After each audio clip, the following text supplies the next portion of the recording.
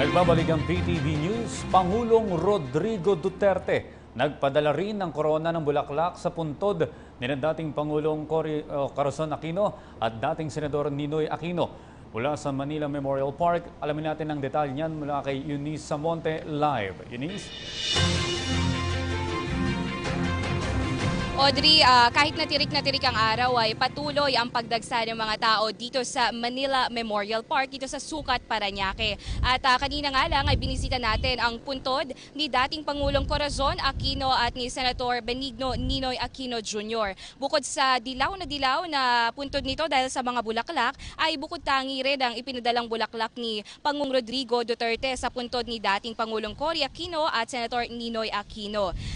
Bukod sa bulaklak na galing kay Pangulong Rodrigo Duterte ay mayroon ring pinadalang dalawang bulaklak si Manila Mayor Joseph Estrada. Nakita rin natin na matyagang iniinspeksyon ng mga pulis ang mga dalang gamit ng ating mga kababayang dadalaw. At syempre, paalala pa rin natin sa mga dadalaw pa, huwag na po kayong magdala ng mga thinner at flammable materials dahil makukumpiska lamang ang mga ito dahil hindi na po ngayon ang araw ng paglilinis ng puntod.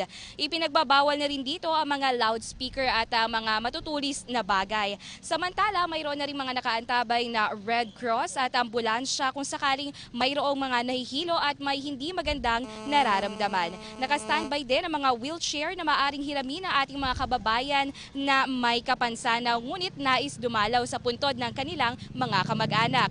Alam mo, medyo nakakasikip lang talaga ng tao dito ay yung mga tindahan ng mga pagkain na nasa gilid ng bawat kalye dito sa mga puntod. No? Sa kabila nito, negosyo naman ito para sa ating mga kababayan na nagtitinda ng mga makakain at maiinom lalo pat napakainit ng panahon dito. At yan muna ang pinakahuling balita mula dito sa Manila Memorial Park. Para sa PTV News, Eunice Samonte. Maraming salamat, Eunice Samonte.